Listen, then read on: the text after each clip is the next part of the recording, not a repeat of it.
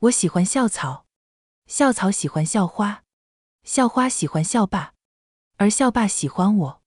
无奈之下，校花做了一个决定，要不咱们4个一起过吧。校草，好吧，这是唯一能让我们所有人都圆满的办法了。校霸，那就凑合凑合吧。这个世界只有我一个正常人了吗？亲爱的朋友，你有没有过这样的时刻，偶然翻开一本旧书，指尖触到泛黄的纸页，突然就想起某个午后，阳光透过窗棂洒在书籍上，连灰尘都在光束里慢慢飘。那时的时光好像特别慢，慢到能把书中的每一句话都嚼出味道。欢迎来到时光书房，喜欢我的朋友欢迎点击订阅分享。那我们故事开始。我终于鼓起勇气向校草林旭然表白，他修长的手指接过我的情书，微笑时嘴角有一个浅浅的离哦。许穗安同学，谢谢你的喜欢，但比起恋人，我们做学习上的伙伴更合适。不愧是温柔校草，连拒绝人都那么委婉。他真的，我哭死。我们是同班同学，我是年级第1，他是年级第2。班里有人磕我们的 CP， 我喜欢他，但他好像不喜欢我。我强颜欢笑，又问，那你有喜欢的人了吗？如果没有，那我还有机会。谁知他说，我喜欢余薇。心碎的声音，许同学，你可以帮我保守秘密吗？我慌乱地点了点头。知道了。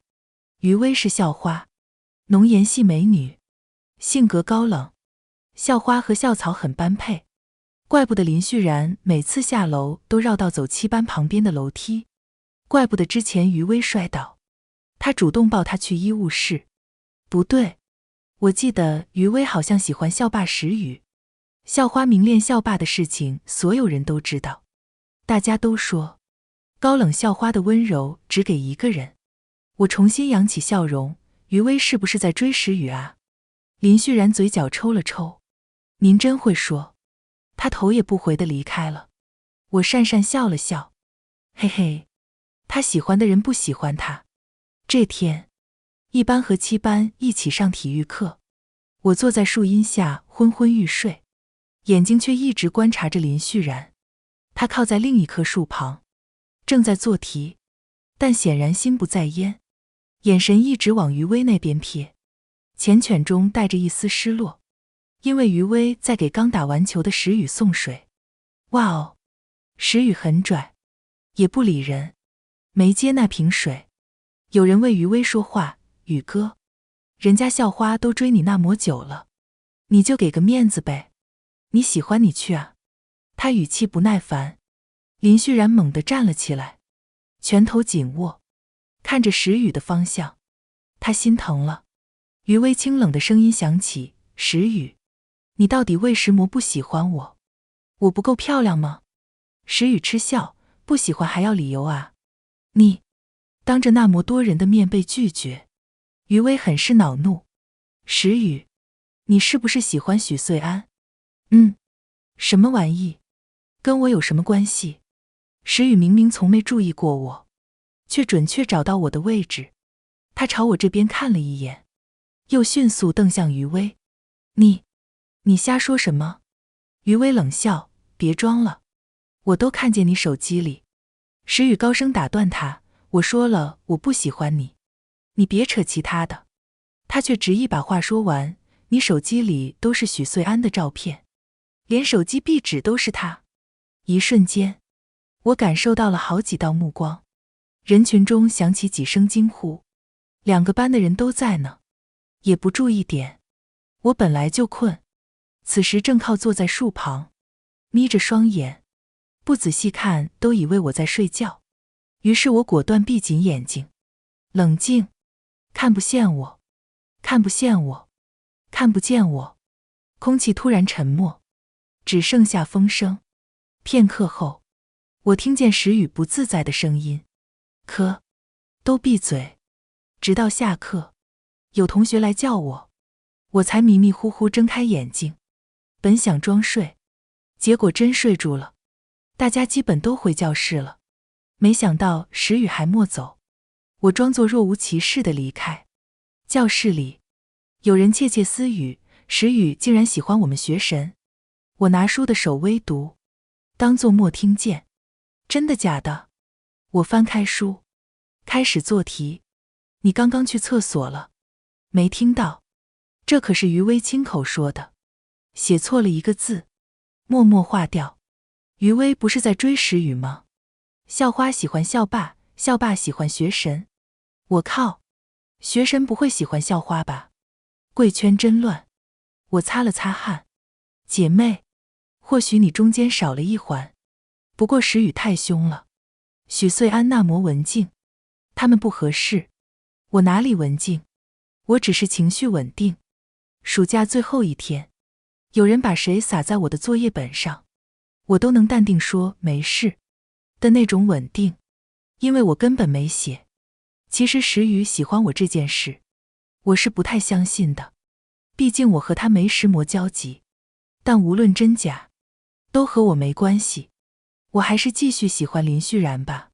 周末，书城，我正坐在角落里看书，一个熟悉的身影走到书架后面，我追过去，林旭然。他穿着白衬衫，手里抱着几本习题，浅笑道：好巧，你也来买学习资料。我扬了扬手里的小说，嫡女重生之离王宠上天，家里待着闷，我出来玩。你到底怎么考到年级第一的？来自万年老二酸楚。他眉头微皱，似无奈，似难过。我很没有眼力线地凑上去。林旭然，反正余威也不喜欢你，你跟我试试吧。不了。我发现石宇不喜欢余威，我想跟他试试。先走了。他挑好书，准备离开。我追过去，拉住他的胳膊。求你了，我想谈个恋爱。你如果一直不喜欢我，到时候再分呗。他转过身，叹了口气，刚想说什么，又闭上嘴，眼睛看向我身后。怎么了？石宇的声音从身后传来，愤怒中带着难以置信。你们？我大脑冷静思考，想尽快抽身离开。林旭然把胳膊抽出来，你怎么来了？石宇冷笑，怎么？这是你家啊？他不再理会林旭然，径直走向我。你那天是不是听到了？什么？我装傻。我知道你默睡着。我真睡了。我没撒谎。我都还没说是哪天，也没说什么事，被他给绕进去了。气氛焦灼之际，林旭然、石宇、许穗安、余威从门口走进来。石宇看向他，语气不耐，你怎么来了？林旭然，是我约他来的，跟你没关系。余威伸出手，难以置信地在我们之前来回指着。你们，够了。我说够了。趁身旁两人争执之际，我微微弯下身子，打算悄悄离开。结果余威突然拽住我，你先别走。由于这里不是说话的好地方，我们去了对面的奶茶店。我是被迫的。我安静地吸着奶茶里的珠珠，一颗，2颗，3颗。林旭然，聊聊吧。余威，不是你约我来的吗？石宇看向我，你经常来这家书城。我想来找你说点事。余威阴阳怪气，说点事。咦？珠珠卡在了吸管里。石宇瞪了眼他，又问林旭然，你们俩怎么回事？林旭然，我来买资料。我讪笑，偶遇。我们扯了半天，总算理清了这混乱的关系。余威满眼兴味，拍了拍我的头，喜欢林旭然啊？放心，我以后绝对跟他保持距离，你只要别抢石宇就行。石宇，你闭嘴吧。林旭然，你吼余威干石魔。许穗安才不会喜欢你这种脾气差，成绩也差的人。我还没见过温柔校草那么对人的时候。石宇显然有些底气不足，我默默站起身，我回家了。石宇，我送你回去。不了吧，咱也不熟。余威，不行。要去我也去。林旭然，不行。那我也去。场面再次混乱起来。噗嗤，余威顿时笑出声。校花笑起来真好看。她敛起笑容，说，要不然，咱们4个一起过。啊？我不理解，但我大为震惊。林旭然看了看余威，又看向石宇，他显然想起余威喜欢石宇的事情，想让我们所有人都得到圆满，也只有这个办法了。来自校草的妥协。不是，你等会，我不理解，但我大为震惊。石宇似乎有些不乐意，但还是点了点头。凑合凑合吧，这个世界没有正常人了吗？我不理解，但我大为震惊。余威很满意，掏出手机，面对面建个群吧。1460。林旭然，石宇，行。我没动，这是我最后的倔强。林旭然有我的微信，他拍了拍我的肩膀，我拉你了，快进群。我刚进群，石宇就发来了好友申请，余威紧跟其后，改个群名吧。林旭然道。余威，4神天团。我妈了，冷笑道，葬爱家族吧，埋葬这复杂的爱情，最后定下的名字4爱。我不明白事情怎么变成现在这样了，我只是想谈个恋爱而已，却遇到了3个有病的人，毕竟正常人怎么接受得了4个人恋爱的。回到家，我妈在做饭。妈妈，一个好消息，一个坏消息。我妈，先听坏的。我先说好消息，我恋爱了。那坏消息呢？有点拥挤。我妈，那还谈吗？谈，但我只能跟一个人谈啊。我现在看林旭然都有点尴尬，我们在一个班，说话的机会本来就多，他不再叫我同学，直接叫我名字。石宇经常给我发些问候资讯。余威买了2个发卡，给了我1个。他说都是自己人，别见外。这恋爱，别说，还真别说。中午放学，我回头看了眼林旭然，想喊他一起去食堂。恋爱都谈了，他应该不会拒绝吧？林旭然，去食堂吗？他抬起头，道，我刚给余威发了消息，他还没回。突然，石宇给我发来微信，石宇，一起去食堂吃饭。我正纠结怎么回答时，4爱弹出消息，余威发了截图。微信对话框，余威，一起去食堂吃饭。石宇，不了，我约了许穗安。不是，他们一个班级，说话还要发微信。很快，余威许穗安，不介意加我一个吧？林旭然余威，一起吧。石宇许穗安，你还没回我消息。够了，我说够了，这荒诞的世界。余威，呵，有什么事非得私下说啊？把这个群当摆设。石宇，你自己先做到再说。余威，那从现在开始，有事在群里说，别忘了，咱们4个是一对儿。石宇，你去百度查查，什么叫一对？余威，咱们4个是情侣。看着他们斗嘴的模样，我忍俊不禁，他们还挺好磕。下一秒，收到林旭然悠悠的目光，我拍了拍嘴，不小心把心里话说出来了。嗨嗨，再不去真没饭了。食堂，我们默契的都没说话。去窗口打饭，石宇拿过我的餐盘，给我加了个鸡腿。谢谢。林旭然和余威投来控诉的目光，石宇无奈给他俩也加了鸡腿。我随便找了位置坐下，石宇占了我旁边的位置。余威眉头微皱，想坐石宇对面。林旭然不乐意，你坐许穗安对面，我坐石宇对面。余威，不行，你凭什么坐他对面？我有些无奈，对余威说，他他俩都是男的。你怕什么？他眼睛暧昧地瞥了瞥，男的又怎么了？我都是自己人了，随便做吧。也对，他被我说服了。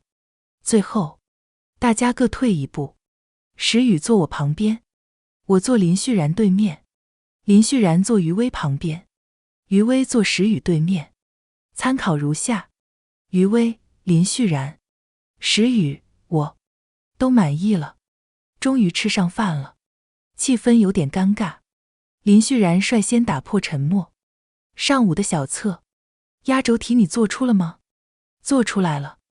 他有些紧张，是画辅助线吗？对。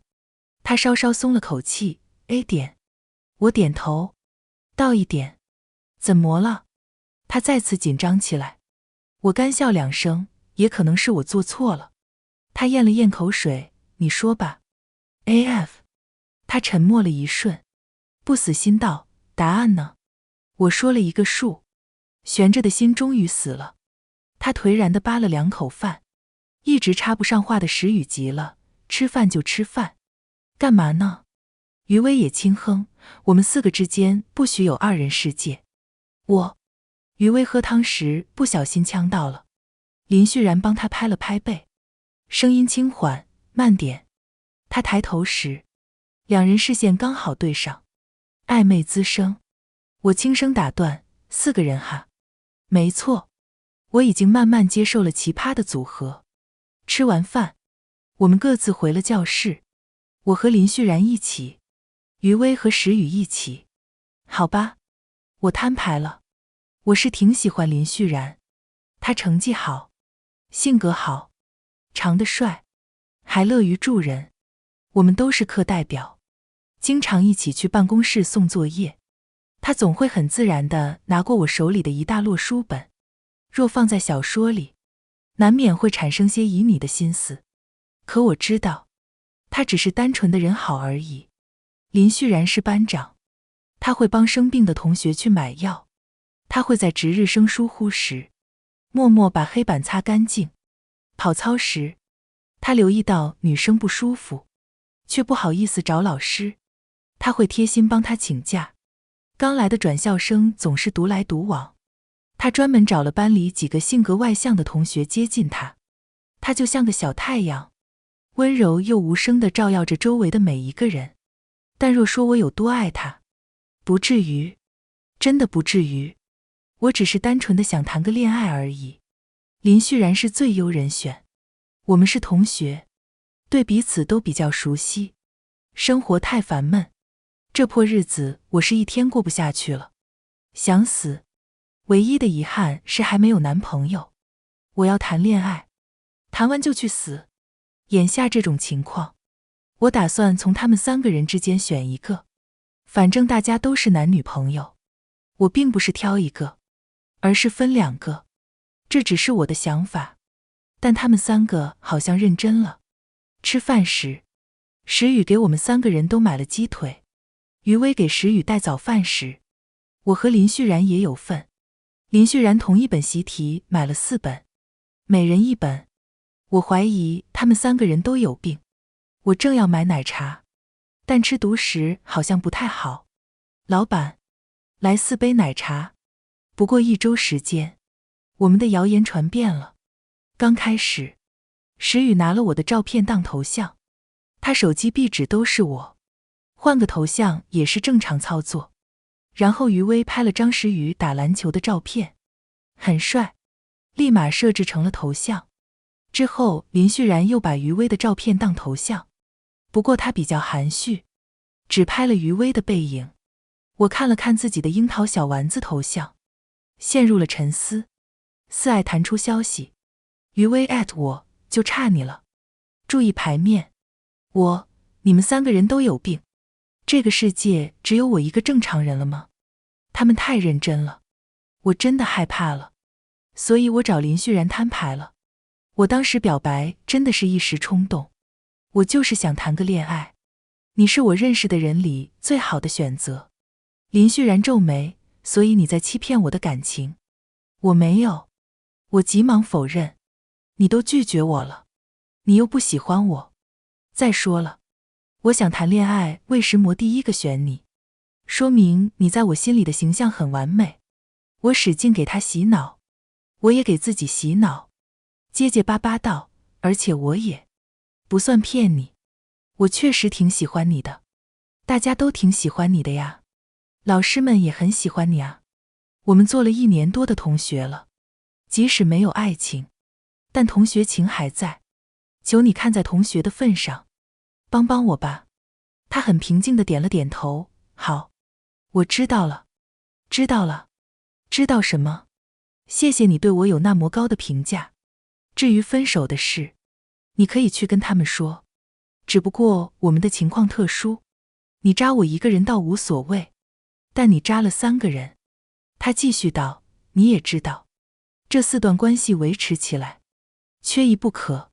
你退出了，石宇也会退出，石宇退出，于薇就失恋了，而我也没有女朋友了。我特喵，你伤害了3个人。我叹了口气，抬头，我拍了张林旭然的照片，换上了。这日子让我过的，毁灭吧。于薇说要带我们见家长，我惊恐，不至于吧？关系都莫稳定，哪有见家长的？也没见过未成年早恋，还带回家的。周六，石宇坐着玛莎拉蒂接上我和林旭然。这家伙还是个富二代，他坐副驾，我们俩坐后面。司机说，这是少爷第一次让别人坐他的车。好熟悉的话。我好奇，这该不会是你家最便宜的车吧？石宇还没说话，司机呲着大牙笑道，当然不是，少爷经常坐这辆车出去装逼，我跟你这些有钱人拼了。于薇看到停在家门口的玛莎拉蒂，爆了句粗口，靠，最烦装逼的人。于薇妈妈很热情，热情道，我怀疑她根本不知道我们什么关系。林旭然打了招呼，就没怎么说话。至于我恨不得挖个坑把自己埋进去。倒是石宇跟阿姨聊得很好。林旭然坐在沙发上，依旧是一贯淡然的模样，嘴角带着恰到好处的笑容。只要自己不尴尬，尴尬的就是别人，所以他不尴尬，尴尬的是我。脚趾扣地，我打算转移一下注意力。于薇，你平时喜欢吃什么零食？我吃鹤宇的，还是我没吃过牌子？那你喜欢喝什么饮料？以后我请你。我喝鹤宇的。那水果呢？吃鹤宇的。水果还有牌子呢。石宇已经跟阿姨聊到家里几口人了。我不想待了，于薇，我们去你房间待会吧。好啊。他带我去了左边的房间。一个小男孩在电脑前打游戏。房间有一张大床，杂乱不堪。墙边的伸缩床上摆着几件女生穿的衣服，看到裙子上多了几个脚印。于薇突然张大嗓门，特别生气的大吼，周鹤宇，你又乱动我东西。小男孩很没礼貌，滚出去。我忙着呢。他头也没回，忙着啪啪打游戏。我看了一下，是4399。于薇直接冲过去把主机关了。我有没有说过，别动我东西？啊！周鹤宇发癫似的，躺地上撒泼。妈妈，姐姐打我。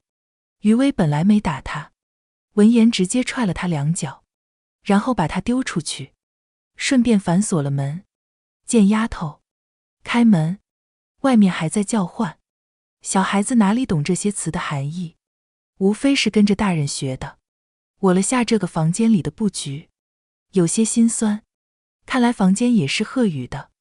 于薇好像并不在意，后爹生的，不是个东西，你不用理会。然后他开始到处找东西。我看了看墙上的照片，这也是房间里为数不多属于于薇的东西。她穿着舞蹈服，手捧花束，跟父母的合照，里面的父亲应该是亲生的，不是后爹。照片里的女孩年纪都很小。我找了好久，也没找到长大后的于薇。刚想说什么，就看余威趴在床底下，姿势诡异。他念叨：“我记得上次放这儿了，没找到。”他又打开衣柜翻了翻，从里面拿出一个大箱子，有薯片、辣条、优酪乳、干脆面。他大方道：“想吃什么？随便拿。”我纠结了一下，只拿了一颗不起眼的糖。我平时不怎么吃零食。拆开糖，塞到嘴里。别说，这贺宇的就是好吃。我们出去时，周贺宇一边哭一边蹲在石宇面前扎马步，累得都哭不出声了，只能干流泪。男子汉就得多锻炼，看到哥这肌肉没有，都是练出来的。石宇一本正经地说教，余薇妈妈很是认同，听哥哥的话啊。林旭然没说话，默默拿起一本书放在孩子头顶。我顿时有种错觉，这段4人关系也没有很糟糕。阿姨想要留我们吃饭，别了吧，我尬笑道。随后听到石宇说，不用了阿姨，我们还有事。我顿时松了口气。石宇先将我送回了家，结果在社区门口遇到了我妈。宝贝，有朋友来啊？没有。我砰的一声关上车门，挡住后面的林旭然，结果前面的石宇降下车窗。阿姨好啊。我妈也很热情，小伙子长得真帅气。阿姨也很年轻，跟安安一样漂亮。她怎么跟长辈那么聊得来？我妈被哄得心花怒放，来家里玩吗？阿姨给你做好吃的。不用了阿姨，等安安同意了我再来。我微笑，走，赶紧走。回到家，我妈神秘兮兮问我，她和你头像那个人不一样啊？够了。我说够了。这天中午，石宇带我们来了学校对面的房子，我让人打扫完了，刚好4个房间，你们可以住。放心，这是很久之前装修的，一直没人住而已，不用担心甲醛。家长限完了，不会要同居吧？不行，我爸妈会打断我的腿的。石宇愣愣看着我，随即紧张道：你想什么？我也不住，这房子太小，哪配得上我？林旭然，我也不住，我每天要按时回家。我顿时松了一口气。余薇，我住。真住啊？我大惊。他拍了拍我的头，你可以来找我玩，午休也可以来这里睡觉，反正离学校很近。我突然想到贺宇的房间，这样也好。石宇神秘兮兮地拉着我去了最里面的一间房，他小声道，这个房间是我找人特意装扮的，你进去看看。我推开门，一屋子都是娃娃，床是特别大的公主床，还带着粉色的窗帘，上面摆着一个大熊，柜子里堆着各种手办，落地窗上是小型布娃娃。石宇轻笑，等放假我把墙壁刷成粉色的。不必，大可不必。谁教你的？余薇告诉我，女孩子应该会喜欢可爱的东西。我回以尴尬而不失礼貌的微笑。我是挺喜欢娃娃的，但也没有喜欢那么多。林旭然不知什么时候凑了过来，为什么其他房间那么普通？石宇又恢复拽里拽气的样子，嫌弃地瞥了他一眼，给你准备就不错了。是真多。我四处看了看，书架上竟然还有我喜欢的小说，各种漫画、周边。随手打开衣柜，满柜子洋娃娃被门禁锢住，此刻像爆炸似的蹦出来，全砸我身上了。喜欢吗？石宇呲着个大牙傻乐。我看着精心布置的房间，又看着他满脸期待的表情。我很喜欢。谢谢。平时上学，你中午可来这边休息。如果以后不住了，这些都可以带走。回到客厅，林旭然和余薇正在冰箱前扒拉东西。石宇，你还准备那么多食材？哦，管家爷爷以为我要住，给我准备的，还让家里的厨师也过来了。那中午也别去是食堂了，在这吃吧。我们一致决定吃了饭再回学校。然而，谁会做饭？石宇问。本少爷可没进过厨房。余威，你家厨师呢？石宇，我以为不需要，就让他回去了。他们俩齐齐把希望的目光投向我，又齐齐摇了摇头。算了。我瞪大双眼，什么叫算了？我看着就不会做饭吗？余威站起身，我倒是会做，不过，希望你们吃得下去。林旭然拦住他，我会做饭。我去吧。好爷。一盘普普通通的青椒炒肉丝。余威，要不以后你每天中午来给我做饭吧。石宇一边吃一边评价，一般般。林旭然，自然比不上你家的大厨。我不说话，我直接吃。看不出来，林旭然还有这天赋。石宇说，以后这里就是我们的据点。总感觉我们在执行某项秘密活动。周五下午，石宇来班里找我。我家新开了一家游乐场，你要去玩吗？这就是有钱人吗？连邀请人都是那么与众不同。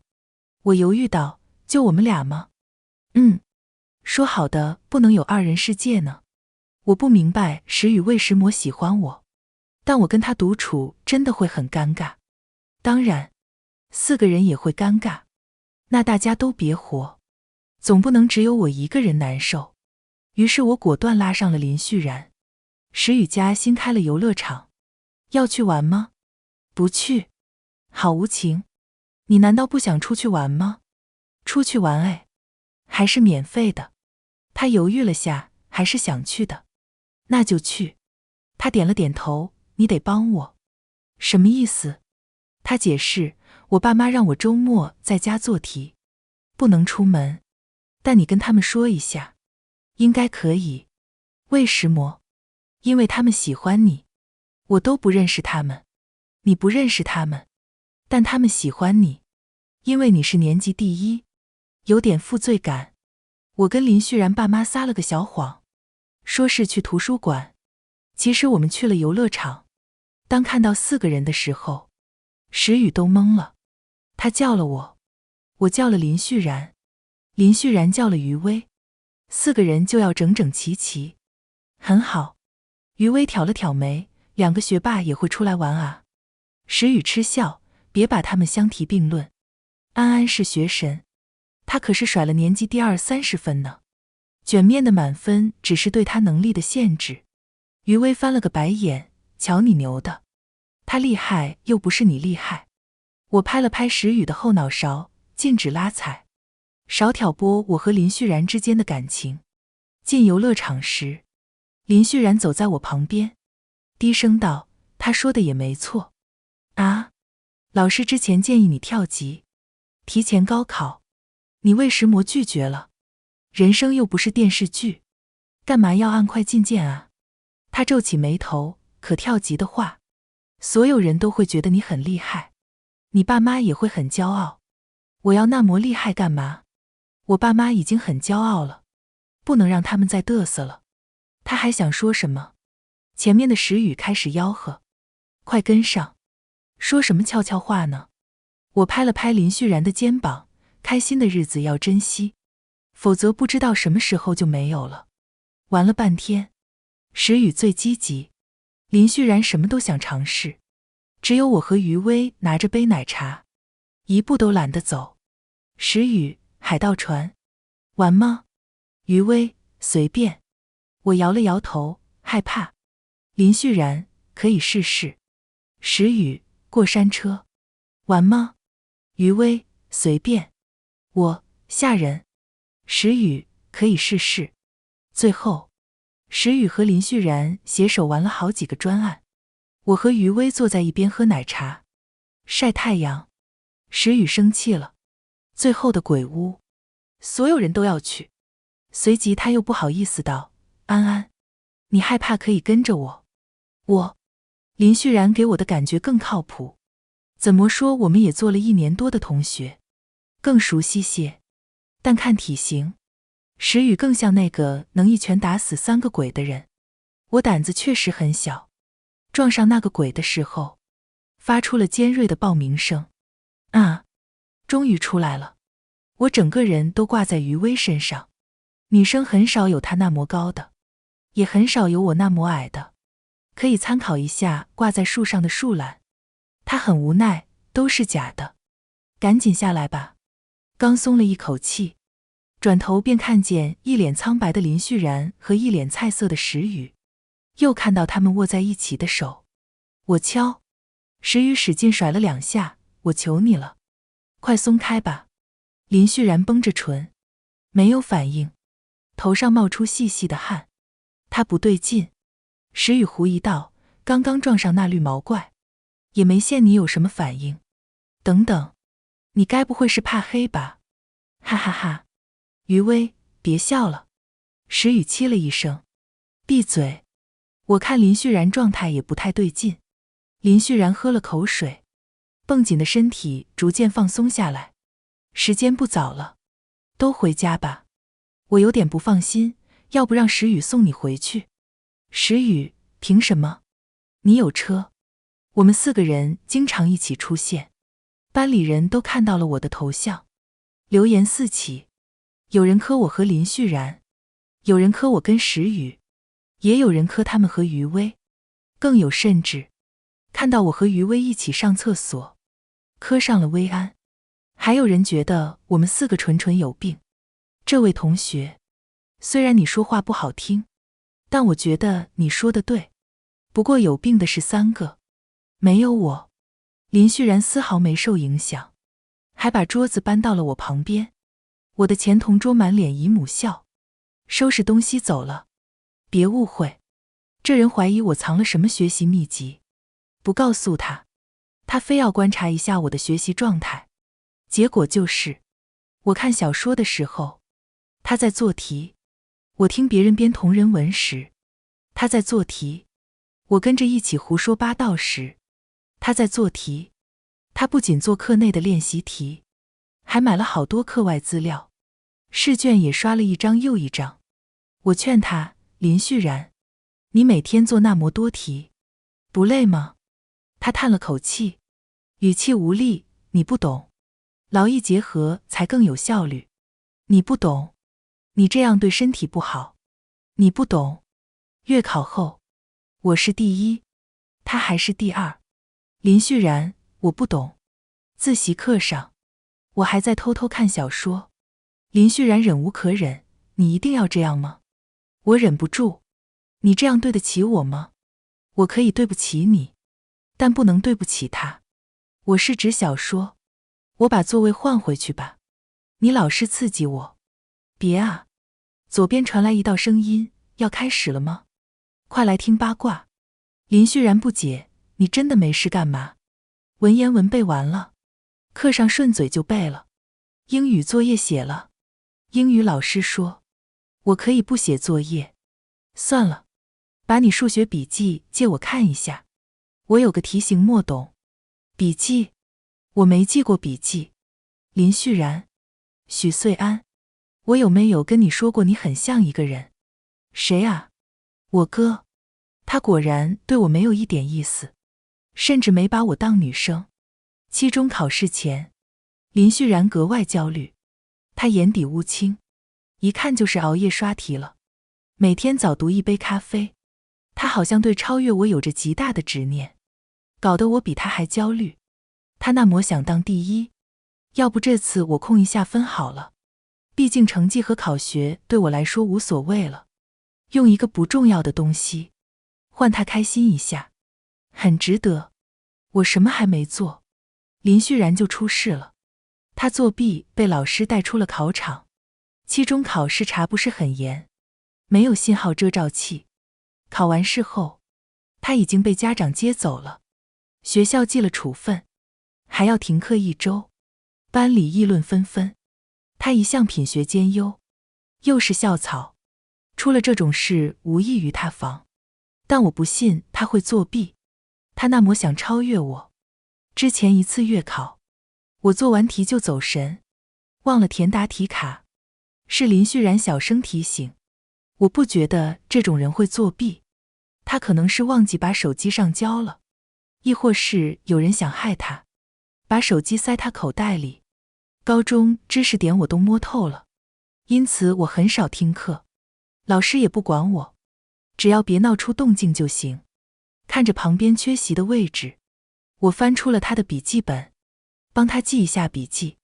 他回来也好赶进度，刚翻开，里面掉出一张纸，心理状况诊断单。我咽了咽口水，冷静地夹回去，合上笔记，放回原位。我给林旭然发过消息，他始终没回。我在群里艾特他，也没有动静。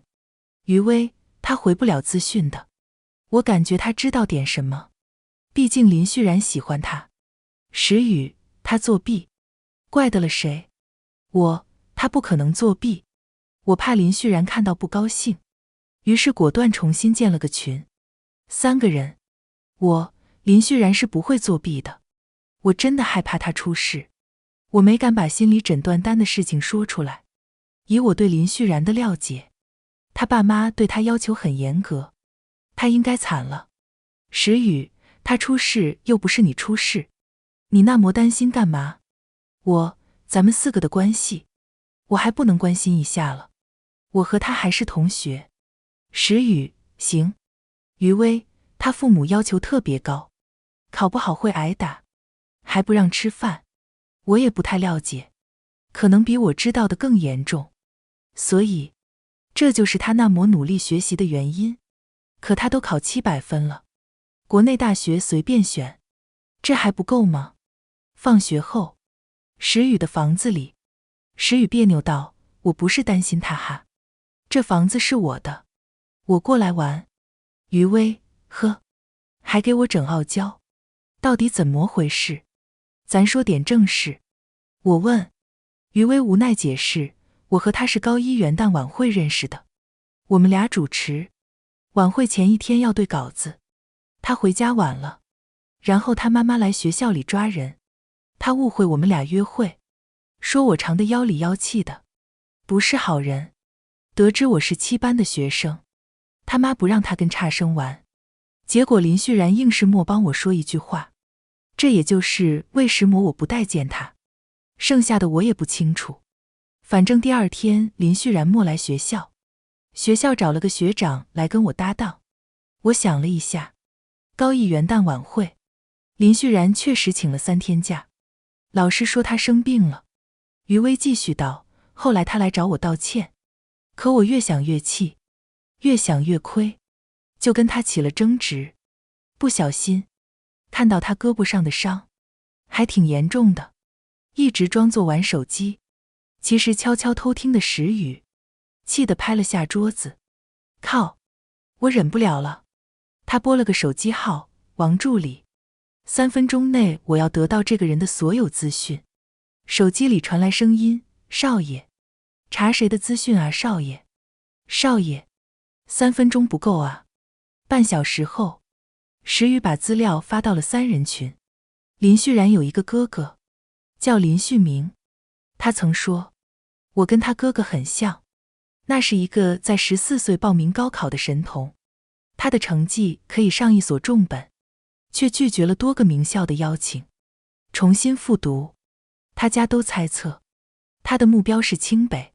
再次得到他的消息，是第2年高考前一天，跳楼身亡。林旭明不仅在校内成绩接近满分，更是学习了很多课外技能，拿了奥数冠军、小提琴奖杯，参加过围棋比赛。跟他相比，我就是条咸鱼，连翻个身都嫌累。所有人都羡慕林父林母生了个好儿子，林家夫妇骄傲无比，带着林旭明参加了很多采访。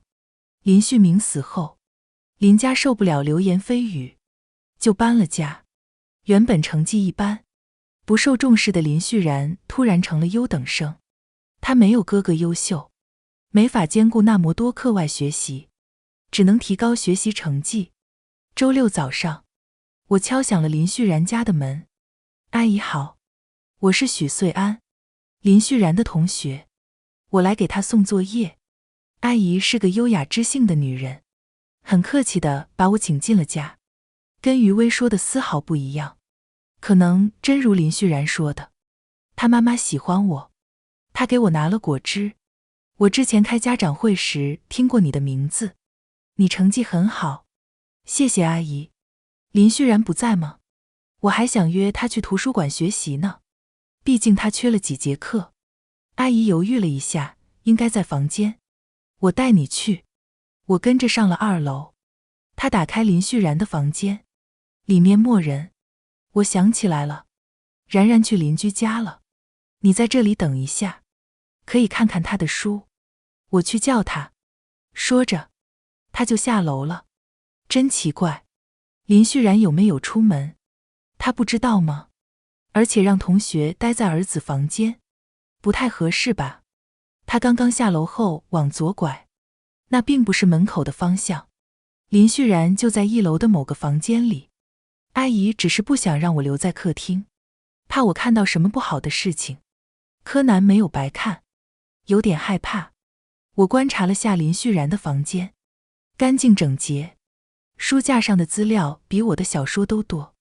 书桌旁边有一个箱子，里面是厚厚的试卷，一摞做过的，一摞空白的。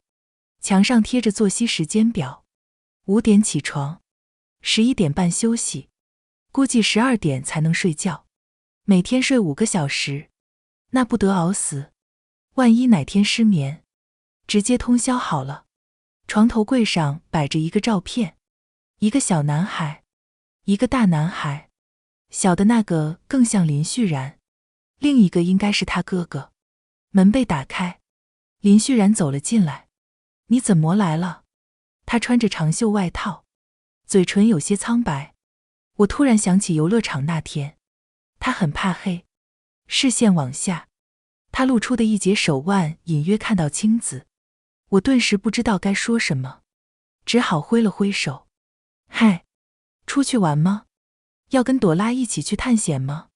我们俩装模作样的背上书包出门，在门口看到余薇和石宇的时候，他稍微惊讶了一下。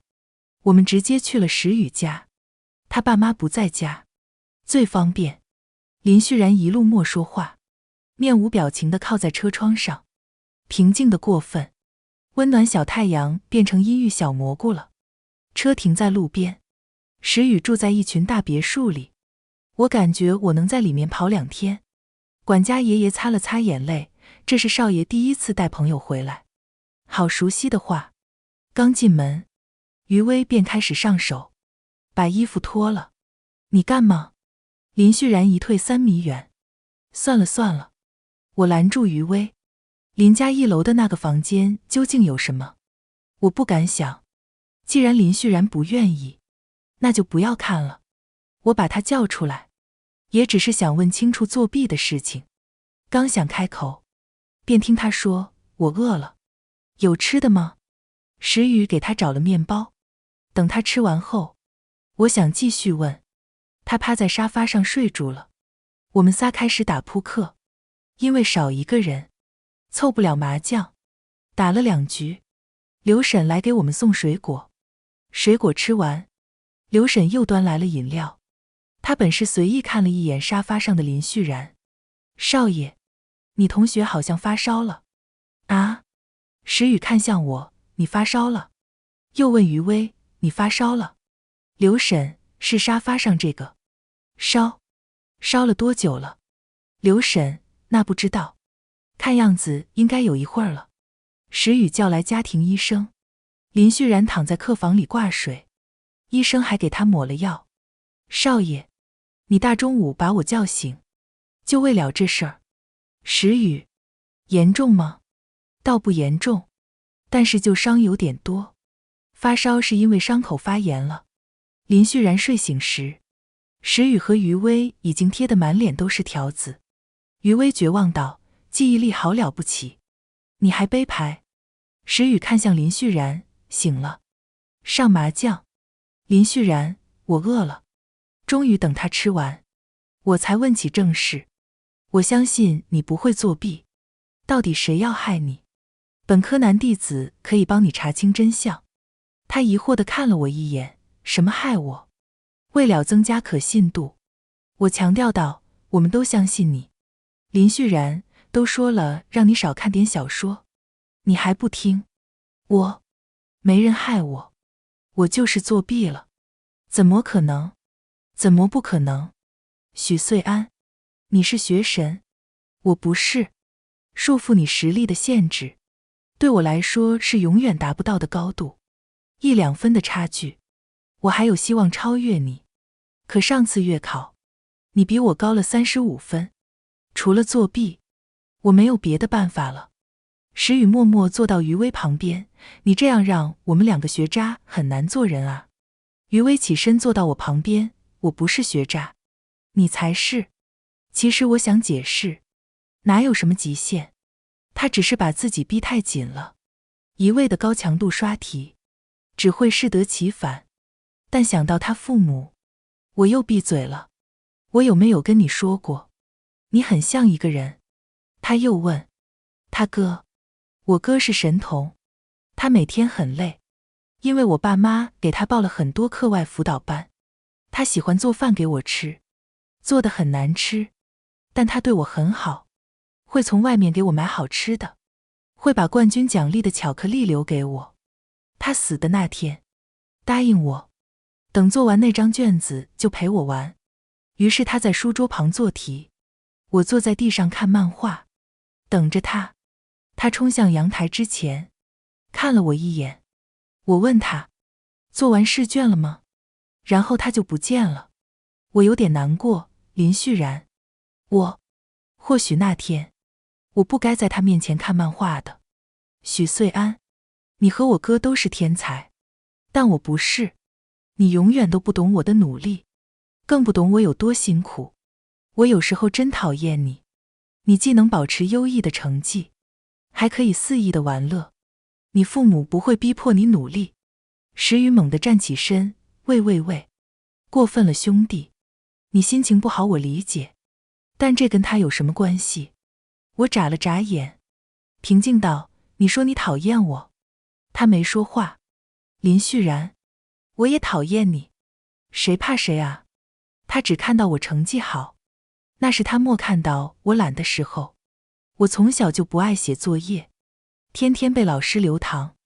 我学东西是快，但我没有耐心，注意力不集中，我总是很难坚持做完一件事。一个没有耐力的人，以后是很难做好一件事的。我工作一半就跑去玩了，谁敢放心用我啊？在考场坚持待上1个半小时，我都得发疯，这也太久了。我拎起书包，打算回家。余威，你现在就走啊？不然呢？看见他就烦。猛然看到沙发上的笔记本，我还好心帮他记笔记，不想让他知道自己撞破他的秘密。我还花钱买了个新本子，现在我直接塞回包里。老娘什么时候做过笔记？给狗都不给他。回到家后，我把微信头像换回了樱桃小丸子。什么东西？周一回学校，我本打算换座位，但又觉得凭什么？所以我把林旭然的桌子搬走了。等他来的时候，这地儿已经空了。他在空地上站了好久，我没说话，我连头都没抬。忽然，他将一个手提袋放到我桌子上，我没动。他又将1盒小蛋糕放在桌子上，我还是没动。最后是一杯奶茶。对不起，我那天不是故意的，我脑子不清醒，说的都是气话。我一点都不讨厌你。我终于抬头瞥了他一眼。哦，我真的不讨厌你，你跟我哥一样，他在我心里是神圣不可侵犯的。你也是。我又抬了抬眼。跟我有关系吗？对不起，你别生我气了。我没生气，生气是让自己难受。我才不生气。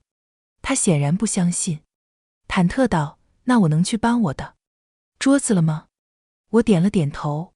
趁他离开，我打开手提袋看了眼，又赶紧塞了回去。是我最近想买的那本小说，典藏版带亲签。林旭然要把桌子跟我的合到一起时，我用课本挡住了。中间留了条缝。他疑惑地看向我，我说不生气，又没说我不怪你，咱俩现在还处于吵架状态。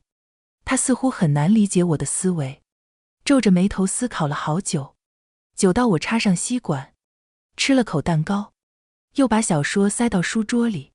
最终，他似懂非懂地点了点头。林旭然被撤了所有职务，但他还是像以前一样，弯腰帮同学捡起笔，走了2步，又扶了扶旁边桌上快要歪倒的书架。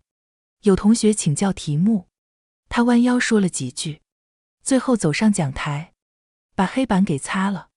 虽然出了作弊这种事，但班里没有任何人提起这件事，大家待他还如往常一样。我突然想起，班主任让我代理了班长的职务。我是谁？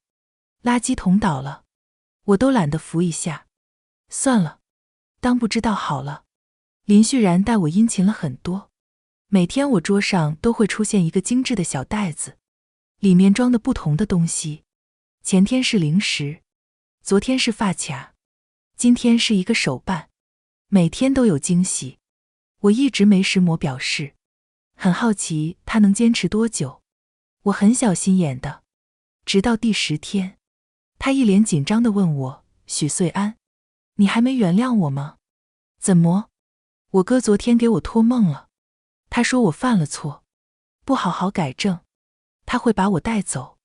第11天，他送了手链，一直送了半个月。这天早上，他发现2个桌子之间的缝隙没有了。他有点不相信。我点了点头。他又犹豫了，其实你也没必要勉强自己，确实是我不对。我看向他，昨天晚上我也梦到你哥了。啊？他对我说我弟弟是个好孩子，我代他向你道歉，你别怪他了。林旭然久久没有出声。我将一个手提袋拎到他桌子上，袋子是他的，里面有2个厚厚的笔记本，是我整理的各科知识点和题型，还没有学到的部分我也整理了。有些知识点是每次都会考的，有些考的频率高，而有些完全不需要记。我能准确地记住每个知识点在试卷上出现的次数，但林旭然记不住，所以他只会毫无章法地刷题。数学最后一道大题，他每次都不会做，但每次都是考同一种题型。我把解题步骤详细拆分了，如果还不会，那就算了，莫必要死磕。我忙活了15天，才整理完。林旭然好像要哭了。你别整这出啊，这是你哥在梦里给我的。骗谁呢？你都没见过我哥。我见过的照片比林旭然帅。许穗安，如果我中途放弃了，是不是就没有这份笔记了？也会有。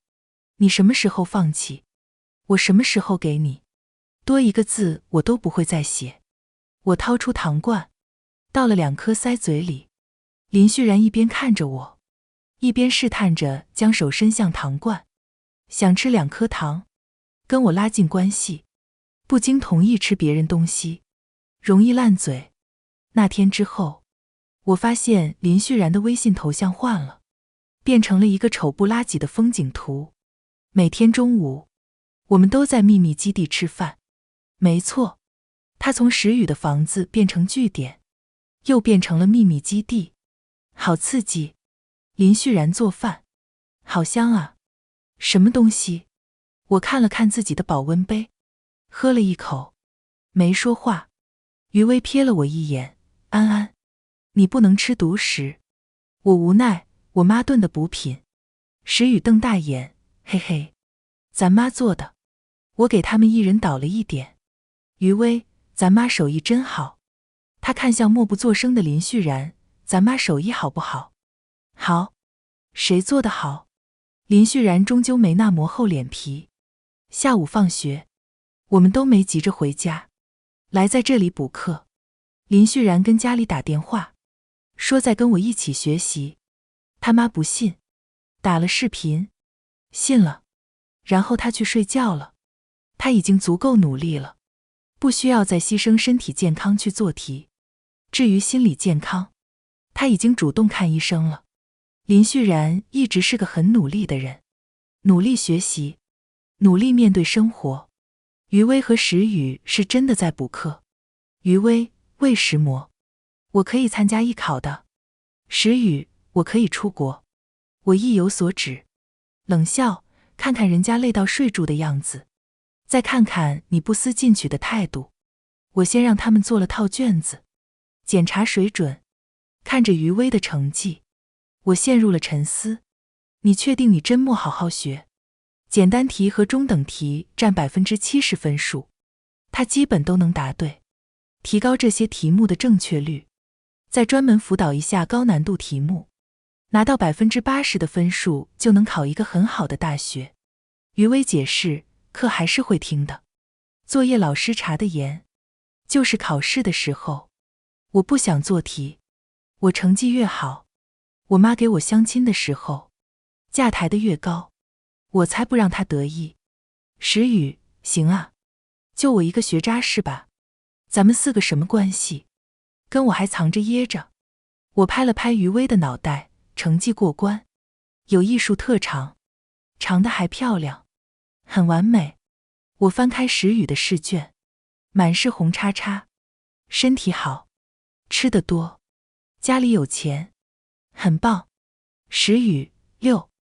体育课上，1班和7班一起跑圈，2位体育老师站在一旁，幸灾乐祸。别走，跑起来。1班的10点进，7班的别落后。石宇跑在最前面，林旭然跟着大多数人，跑得认真。于薇一边跑一边盯着老师，没看见，歇2步，看过来了，跑2步，套圈了。而我搬着凳子坐在操场边上，加油，别偷懒啊，我的眼睛就是尺。解散后，老师迫不及待地跑去打球了。于薇气喘吁吁地问，凭什么你不用跑？我轻笑，好学生的特权。林旭然不服，为什么我没有这种特权？石宇拿着几瓶饮料过来，于薇，你刚刚套圈了，别以为我没看见。林旭然震惊，还能这样？石宇把饮料递给我，我摇了摇头，打开保温杯，天凉了，喝点热的。石宇似懂非懂地点了点头，你这2天是不是都不能碰凉的？我微笑，滚。我吃了颗糖，喝了口热水。于薇和石宇一起打游戏，林旭然在看我给的笔记，我看小说。突然一个球砸过来，啊！于薇冷着脸站起身，谁？几个女生把球拿回去，挑衅的笑，不好意思啊，没看见。于薇，瞎，你骂谁呢？林旭然出声制止，同学，砸到人了就道歉。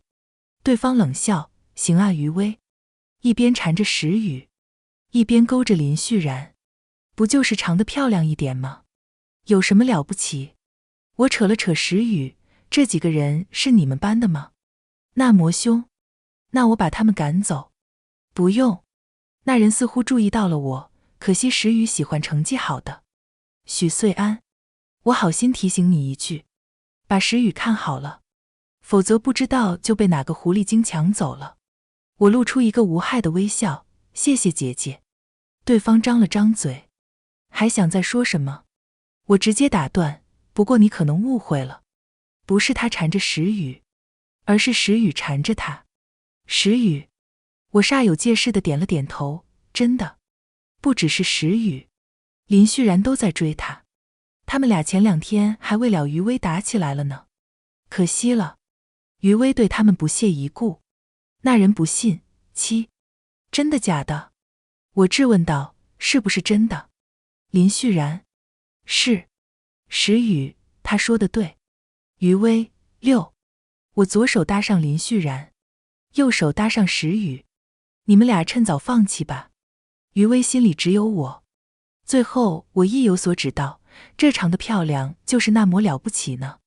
为首的人脸色长得通红，把另一个女生叫了出来。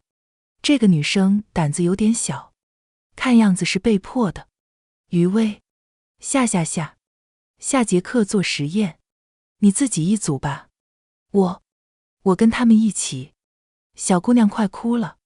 余威没有多问，知道了。几个人离开了。那个胆小的女生是谁啊？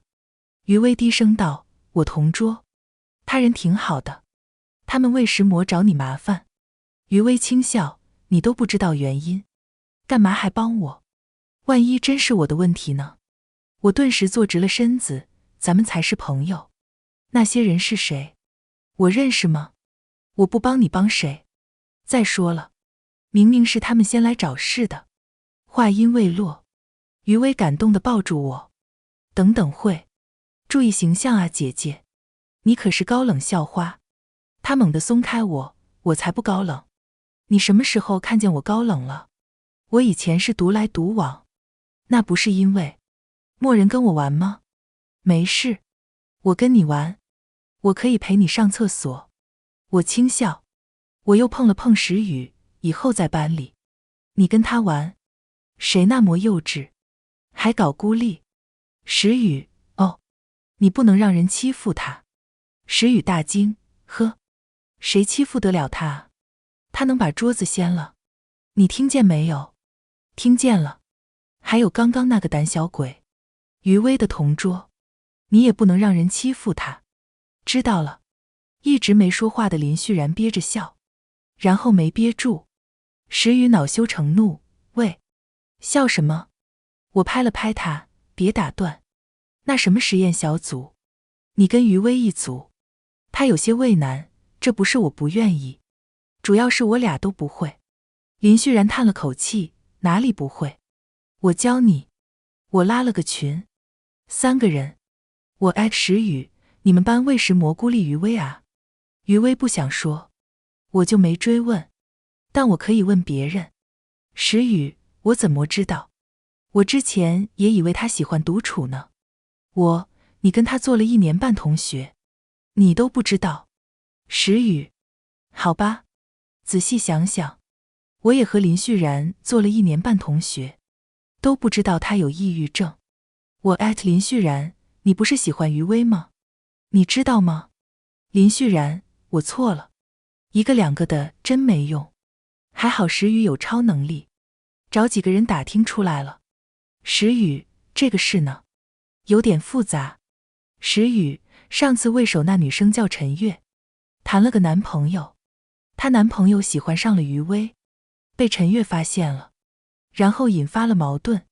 石宇，可实际上余威拒绝了那个男的，那个男生就劈腿了别人，但陈月还误以为劈腿的是余威，那个男的也没解释，让余威背锅。余威不知道中间的那些事，以为陈月乱吃醋，真够乱的啊。石宇，陈月家好像挺有钱，刚开始有人害怕陈月，不敢跟余威说话，后来越来越多的人都以为余威不好惹。他家有钱还是你家有钱？石宇，当然是我，那不就得了？加油少爷。林旭然，不至于。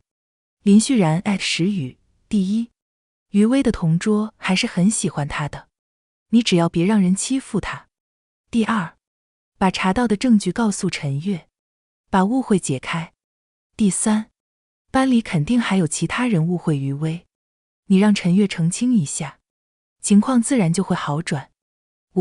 对，我就是这个意思。石宇@林旭然，你再叫我做事。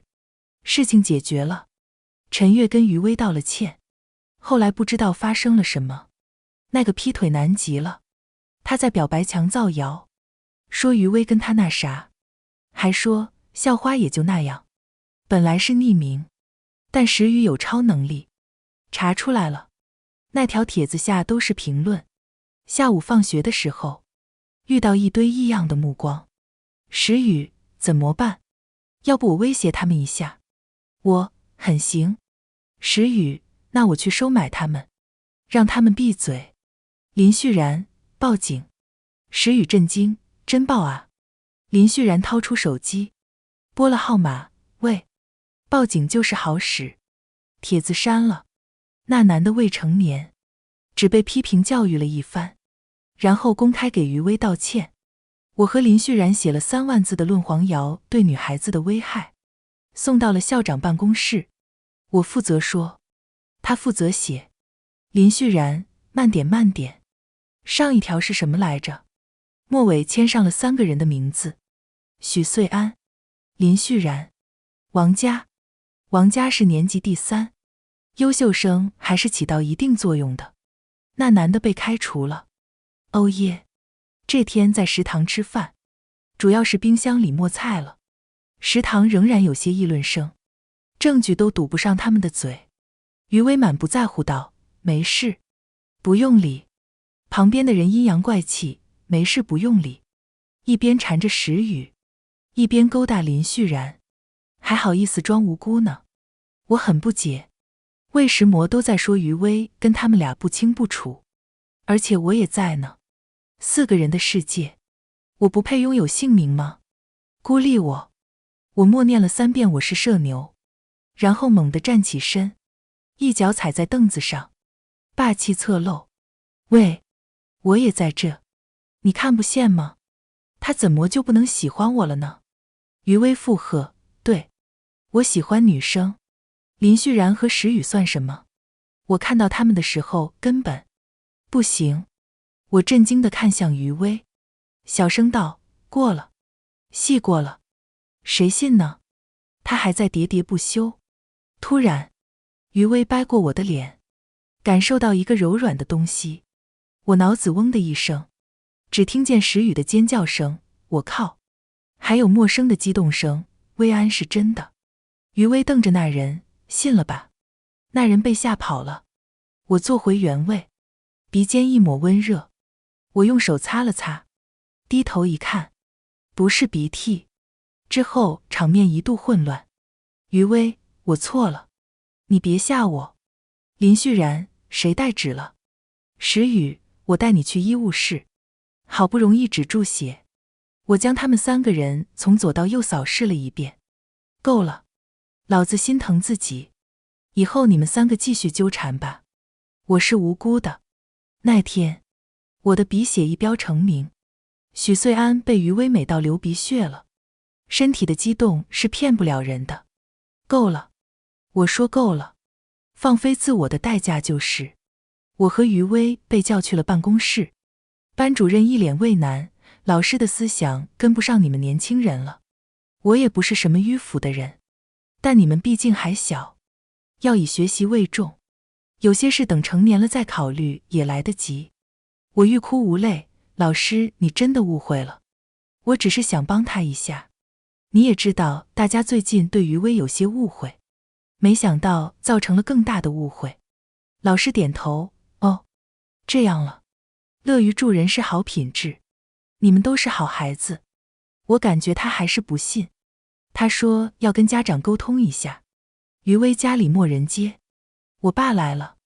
老师，我家孩子给您添麻烦了，我替他道个歉，您别怪他了。老师，学校莫追究，只说让我爸多关注一下我的感情问题。我爸问我，你脚踏3只船的事情被发现了。夜晚，4爱群里弹出消息，余薇石宇，你家房子安全吗？余薇石宇，有人敲门，我好害怕。余薇石宇，不会有变态吧？余薇石宇，你说句话啊。我，别开门，先报警。林旭然，是我。开门。余薇，大晚上你干嘛？林旭然，今天少做1张卷子，我爸要打我。我跑出来了。我，真棒。林旭然，活了17年我才反应过来，挨打是可以跑的，我爸竟然追不上我。余薇，6。第2天早上，石宇才回消息，我靠，昨天睡住了哈，没注意。期末考试，林旭然进步了6分，700分以上，能提高1分就已经很难得了。而且这段时间，他没有做那么多卷子，有了休息时间，我的笔记功不可没。我拍了拍他的肩膀，骄傲道，听姐一句劝，胜作10张卷。他却不太高兴，你为石磨缺考了。我缺考了，你就是第一了，不高兴吗？许穗安，我不需要你这样，我是把你当作目标，但更想靠自己的实力。你不用让我。我板起脸，反客为主，难道在你心目中，我就是这种不尊重对手的人吗？他顿时气势弱了2分，当然不是。随即他好像想到了什么，开始自言自语，你是不是觉得快过年了，怕我在家里不好过，我爸妈会为难我，还在亲戚面前数落我，所以你想改善一下我的处境？我急忙道，过了啊，兄弟，你在这自我感动什么呢？我那2天真有事。啊什么啊？说了我那天有事，想的真多。有什么事儿？我二姑妈生孩子。哦，除夕夜，石宇往群里发红包，一个200，发了6个，我不小心全抢了。你们在干嘛？这样搞得我很不好意思。快抢红包！林旭然微笑，余威全是专属红包，怎么抢？有点尴尬。我发了个拼手气红包，一共400，余威抢了288，石宇抢了99，林旭然抢了13。林旭然微笑，我知道你喜欢微笑，但这个表情在微信里显得很阴阳怪气。林旭然，我就是这个意思。我微笑。石宇，我不设限制了，一次200，但每次只有1个红包，谁抢到是谁的。余威，你就不能多发几个拼手气的吗？这样运气王很有成就感。石宇，不要算了。我余威，怎么跟少爷说话呢？林旭然，少爷请继续。我才发现，余威不知道什么时候换了头像。乖宝，吃饭了。来了妈。我刚刚发了一大笔财。新学期，余威分去了4班。他嫌弃地看了眼石宇，小学渣。从今天开始，我们就不一样了。我给余威也准备了份笔记，他成绩还有进步空间。去2班没问题。石宇不乐意，为什么我没有？你请个家教从头辅导一下吧。辅导好了就有笔记吗？辅导好了还要什么笔记？有，他还真找了家教，每天放学后在秘密基地上课，余威也可以跟着听听。石宇轻哼，让你顺便占一下便宜罢了，好好珍惜。余威冷笑，已经到4班了，不想跟7班的人说话了。我2天没来上课，老师也不管。林旭然问，你干嘛去了？翘课。别人翘课按节，你翘课按天。飘了，你还管我了？别忘了上次考试我还是第1。下个月我要出去旅游，估计好几天不回来。你跟余威他们说一声。他震惊道，不是，你爸妈不管吗？我发了个白眼，你觉得我可能一个人去吗？我妈带我去，咱妈还挺好。林旭然，你变了，你越来越不要脸了，跟石宇学的。他伸手夺过我的糖罐，我抢了回去，你不问我就拿，当心烂嘴。哦，那我能吃吗？不能，等我回来的时候。石宇出事了。秘密基地？不是，我就这一会儿没看住，这个家没有我得散，我都快忘了。石宇是校霸，他跟我们相处时太像哈士奇，其实本质是只藏獒。关于这个校霸的称号，还是因为他高1的时候打架，把人打进医院了。他这次又把人打了，还是同一个人。停课1周，我身子一晃，余威扶住我，没事吧？我摆了摆手，气上头了，有点晕。石宇抱着个大熊缩在沙发上。为石魔打人，这不能怪我，他欠揍。我问的是为石魔，因为他欠揍啊。林旭然把菜端上来，解了围裙。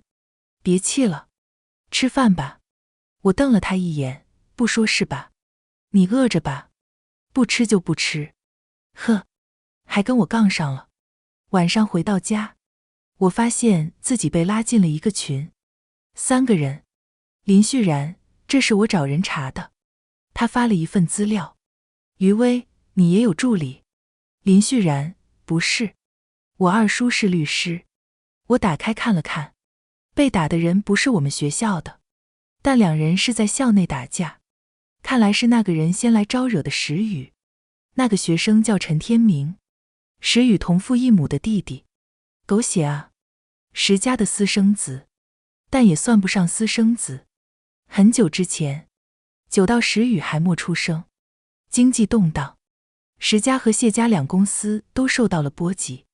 为了生存，2家选择合并，最靠谱的办法就是联姻。石家和谢家都只有一个孩子，是石宇的父母。而那个时候，石富刚跟自己的女友求了婚，谢母也有了青梅竹马的男友。2家的联姻需要一个联系，否则彼此都不放心。于是他们结了婚，做试管生下了石宇。石宇还没出生，就注定拥有石家70%的财产。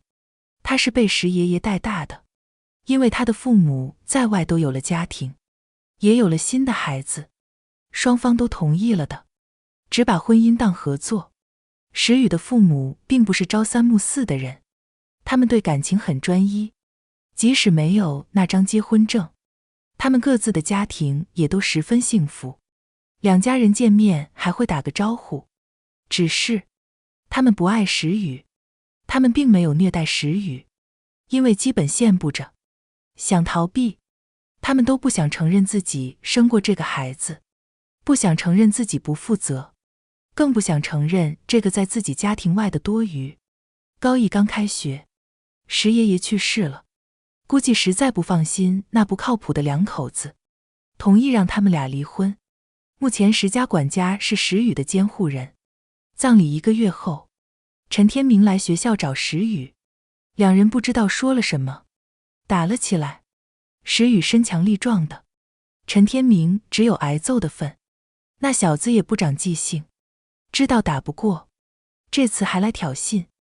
我又看了陈天明的资料，这也不是什么老实人，经常打架，只有在石宇这里是被打。石爷爷在世时，石宇的父母都签过协议，石家70%财产都留给石宇，如果石宇有意外，这些会无偿捐出去，而只要石宇在世1天，他们就能得到1天的分红，即使都是石父的孩子，陈天明也只能随母姓。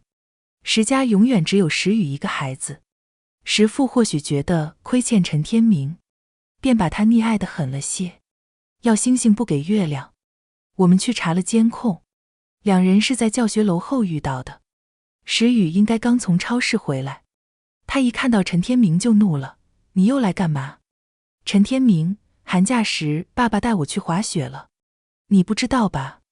他手里还拿着东西，看样子是照片。别以为那老头把东西都留给你，你就了不起了。爸爸永远是我一个人的爸爸，你以后也别给他发信息了。他是不是答应今年陪你过生日了？陈天明大笑，那资讯是我回的，骗你玩的。石宇一开始隐忍，听到最后一句话时直接冲了上去。好在大课间很多人去超市，很快就把他俩拉开了。陈天明也是有病，往人心窝子戳。陈天明这次伤得不重，石家律师很给力，找到了他校园霸凌的证据，对方不敢再追究。我去了7班，想找石宇聊聊，他不理我。放学后，他和余威一起补课，还知道好好学习，看来没事。他看了我一眼，我没理他，他又看了我一眼，我还是没理。他别扭道，某人要是愿意跟我道歉的话，我还是很大度的。我拎起包走了。喂，后面是余威的笑声，不许笑。陈天明倒是提醒我了，石宇快过生日了，原本想准备一下，结果发现不需要我们准备，那就挑礼物好了。余威烦闷道：也不知道给这少爷挑什么，他什么都不缺。林旭然，给少爷买套53。我做个人。他们一口一个少爷。我终于知道，魏石魔10家管家、助理、司机、厨师都叫石宇少爷，不是对主家的尊重，只是宠着他罢了。结果到了生日那天，石宇不见了，管家爷爷急得头上冒火。少爷要出了事，我可怎么跟老爷交代啊？老爷，我对不起你的嘱托，我这就下去跟你赔罪。林旭然急忙拦住他。余威劝道：不至于不至于。王助理掏出电话，出动10家所有保镖，全力寻找少爷的位置。我挠了挠日渐稀少的头发，烦死了。他的亲生父母在哪？他应该不会去他爸那里了。我们找到他的时候，他正缩在一个社区门口蹲着，真是小可怜，眼睛一直盯着进进出出的人。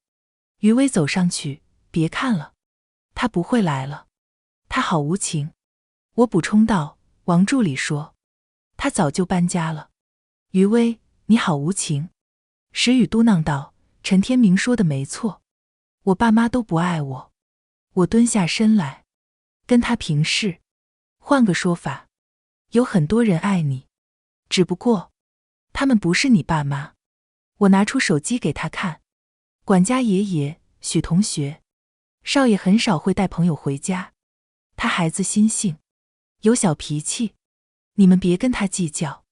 王助理，许同学，少爷过生日，我准备3种方案，你看你们年轻人喜欢哪种？10家医生，许同学，少爷最近有点感冒，天气还没回暖，他就不穿秋裤，我逼他穿上了，他到了学校敢脱下来，你跟我说，我揍不死他。还有我这儿。林旭然掏出手机。厨师，林同学，最近少爷老是说你做的菜好吃，你怎么做的？真奇怪了，能有我做的好吃吗？我可是专业的。刘司机，林同学，最近少爷老师念叨什么机甲战士，那是你们年轻人之间流行的吗？是什么东西？回头我印车上，带他出去装逼，绝对拉风。余威抓狂道，别说了，我电话都要被刘婶打爆了。喂，刘婶，找到了找到了，没事，很安全，马上就回去。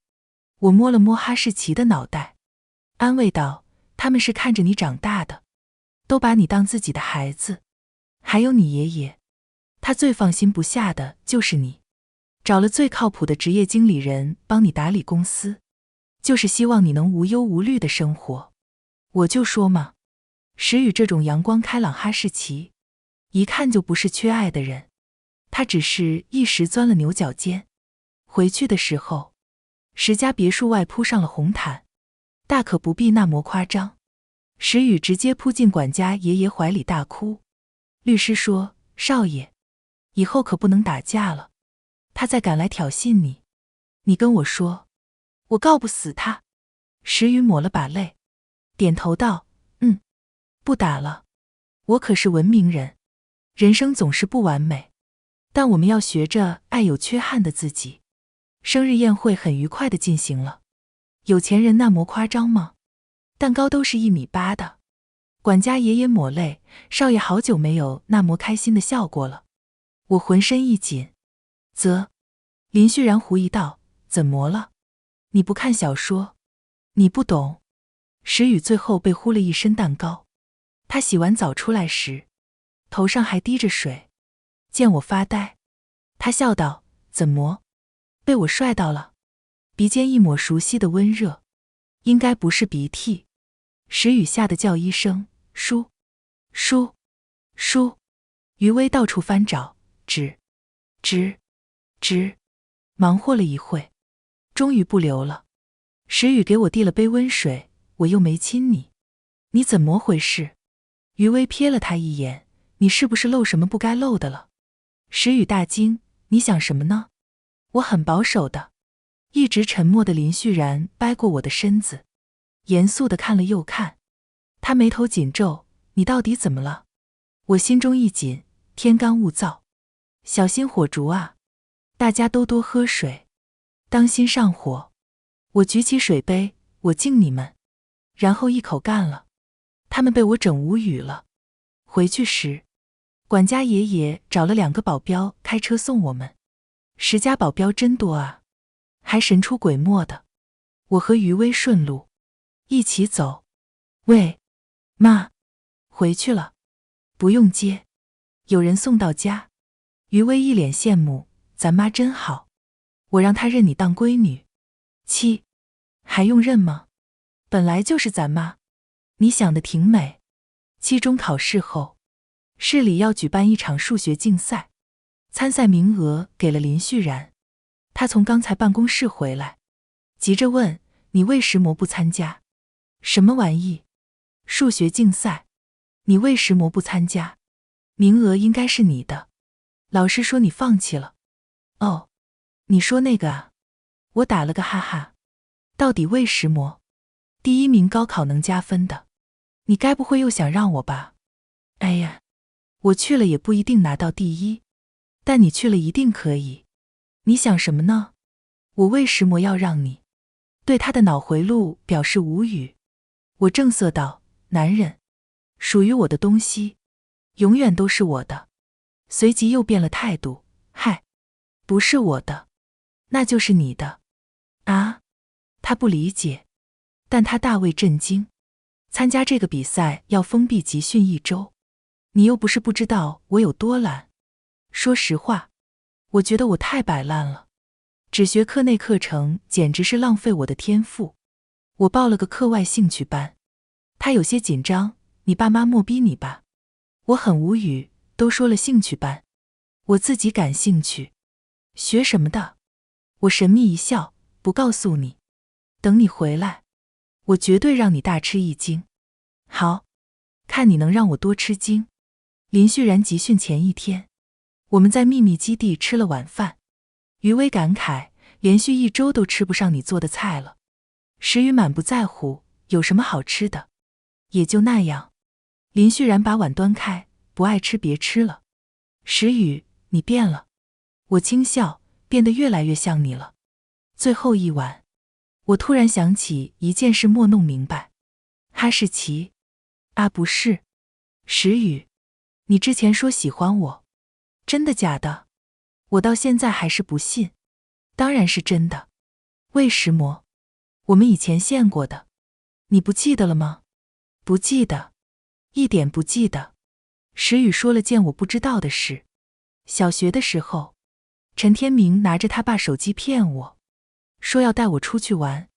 我瞒着爷爷偷偷跑出去了，到了他说的地方，等了好久没有人来，我一直等到天黑，不知道怎么回家了。然后遇到了你，你说迷路找远景，带我去了附近的警察局。我弱弱问道，你确定那个是我？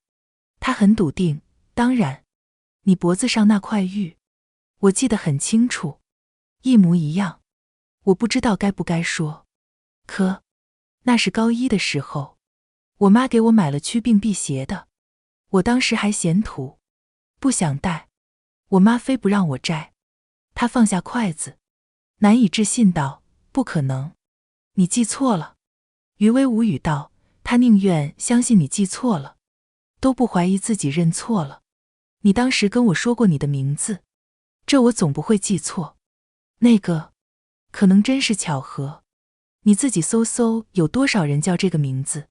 石宇好像崩溃了，他站起身，痛苦道，我不相信，反正我没做过那件事，你不信也没办法。假的，他还在怀疑中。余威安慰他，别难受了，反正咱俩也不是爱情。什么意思？余威讪笑着解释，我当时追他，就是看在他人傻钱多，那时候我妈就等着成年把我嫁出去，还找一个2婚的男人谈好了彩礼，我不就想着找个有钱的男朋友先稳住他吗？我追了石宇2个月，他没同意，没想到最后竟然为了你同意了。同意了4个人在一起。不过我觉着有负罪感，第2天就跟他摊牌了。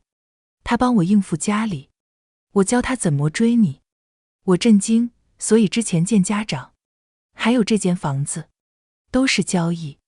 他答应我的，他还让我不要告诉你，怕我退出以后4个人就散了，你俩就断了。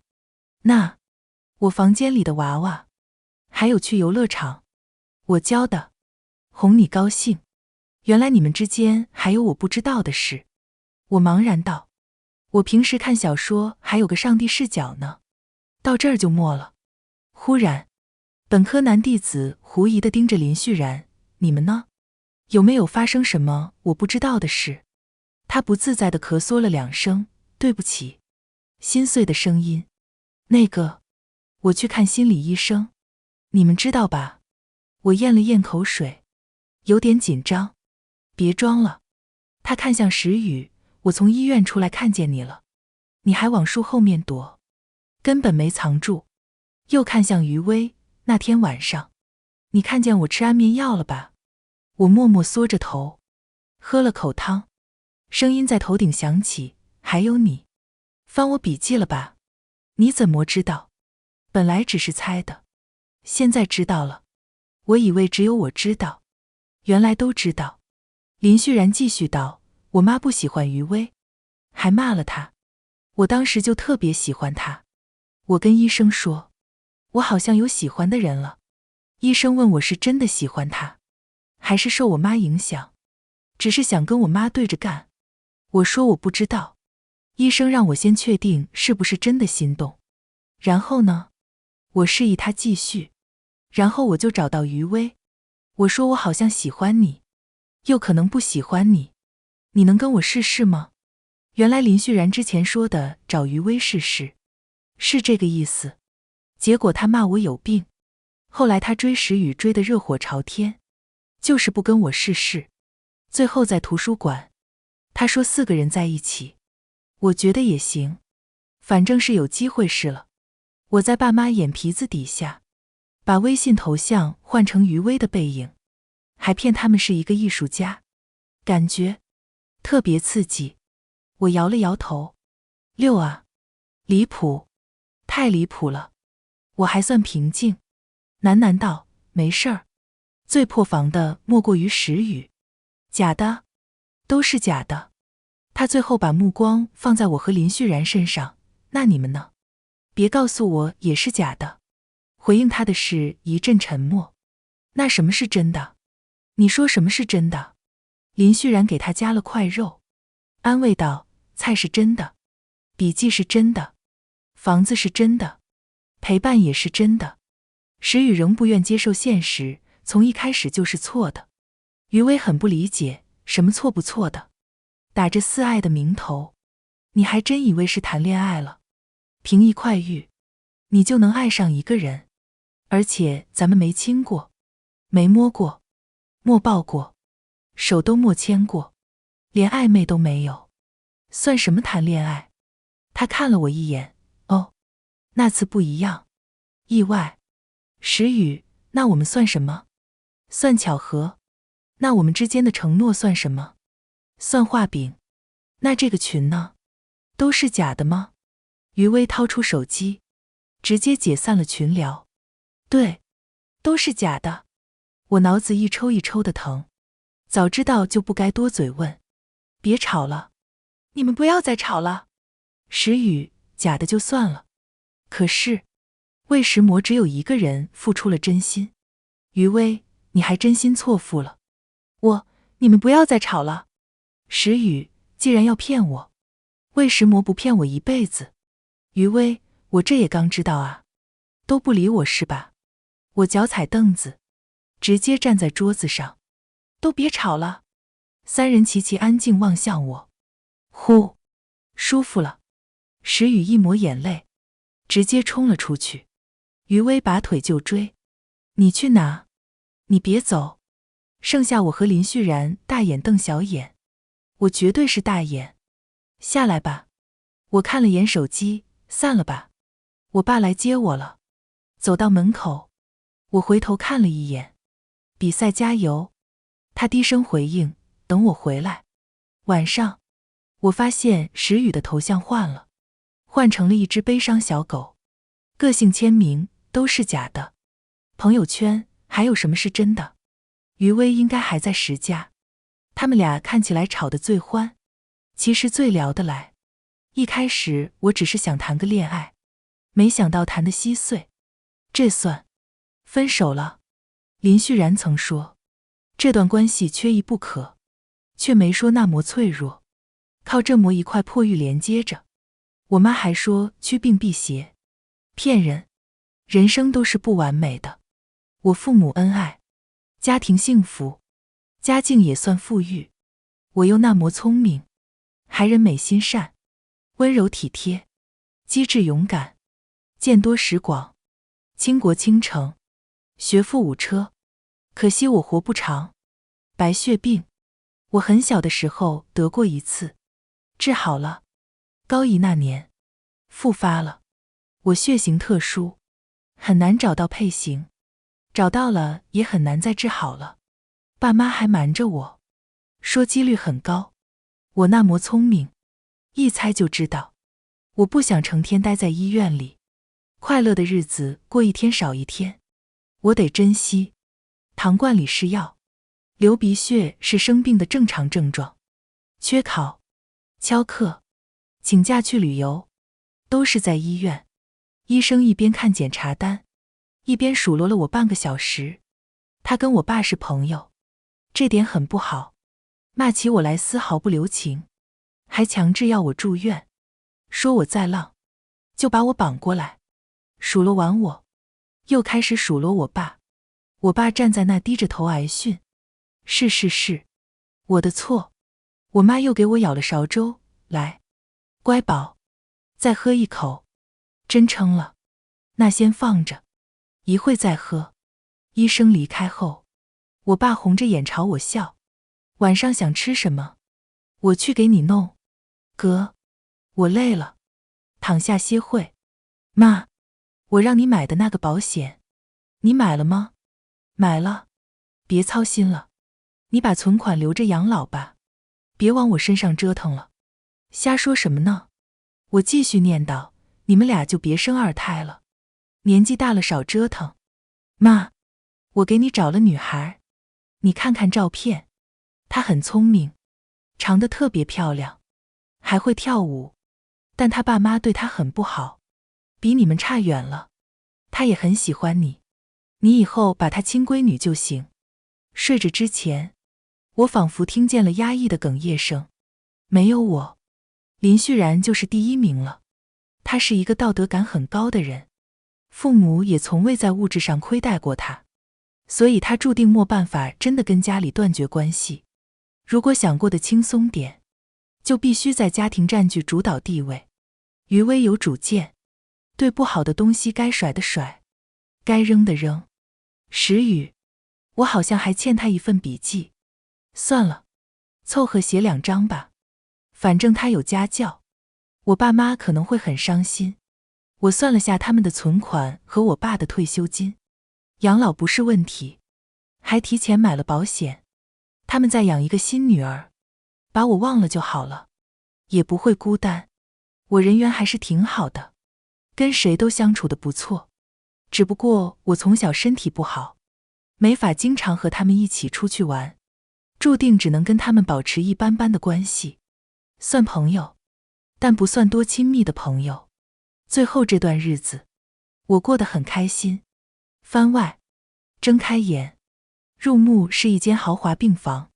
我妈红着眼，哽咽着笑道：“没事了，没事了。”林旭然的声音在上方响起：“许穗安，你还真是让我大吃一惊。”又是石宇那熟悉的念叨声。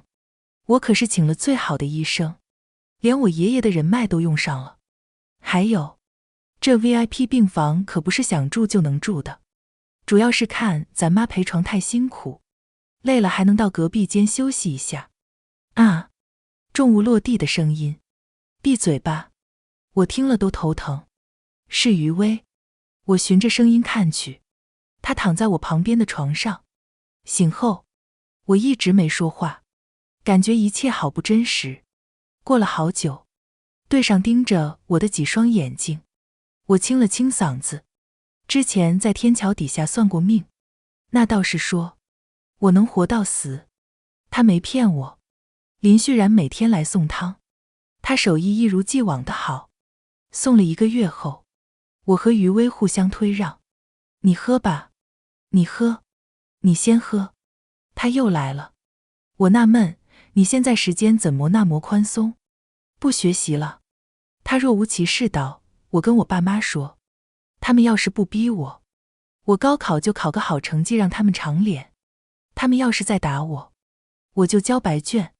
6。林旭然搬了张凳子坐下，你也恢复得差不多了，算算账吧。余威一个枕头砸过来，你要是早点说，我们也能早点来做配型，你就能早点手术，再晚一点你就凉了。你说你亏不亏？林旭然低声道，这段时间我把你桌上的小说都看了。什么？我震惊又羞耻。你是不是故意不告诉我们？一个人默默等死，等我们发现真相以后，痛哭流涕，追悔莫及，余生都活在痛苦与悔恨里。时雨吐槽，这什么脑残小说？够了。我说够了。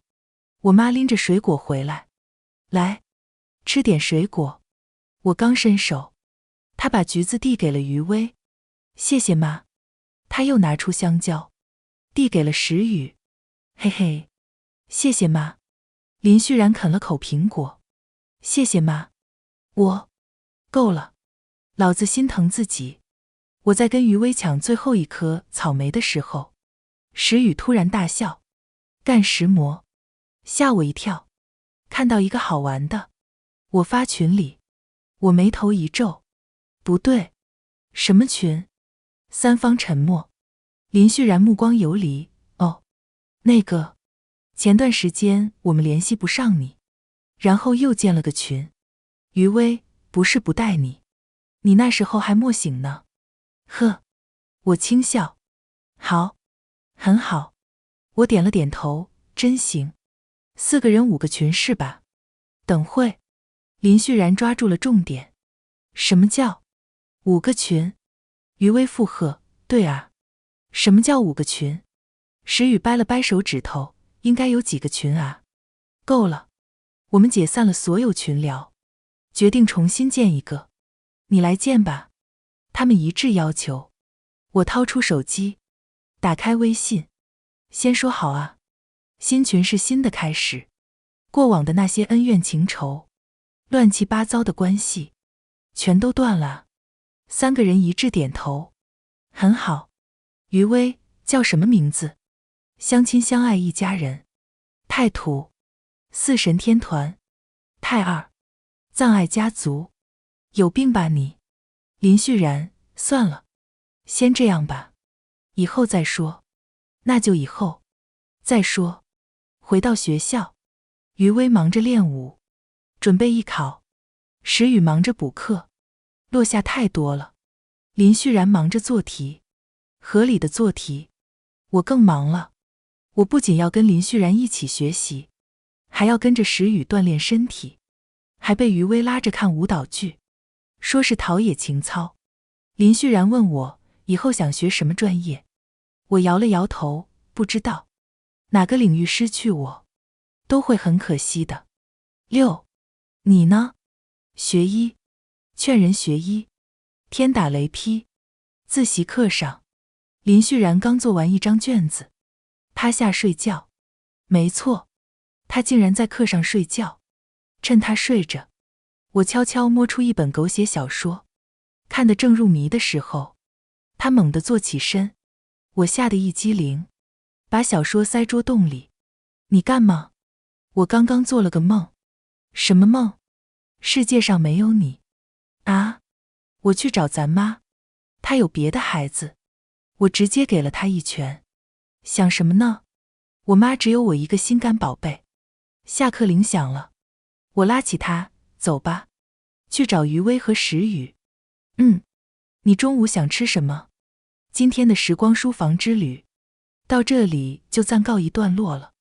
下一期我们会带着新的时光之书与你相遇，可能是关于老上海的弄堂故事，也可能是藏在经典名著里的岁月细节。记得常回来看看，时光书房永远在这里，陪你在文字里与时光温柔相拥。咱们下期见。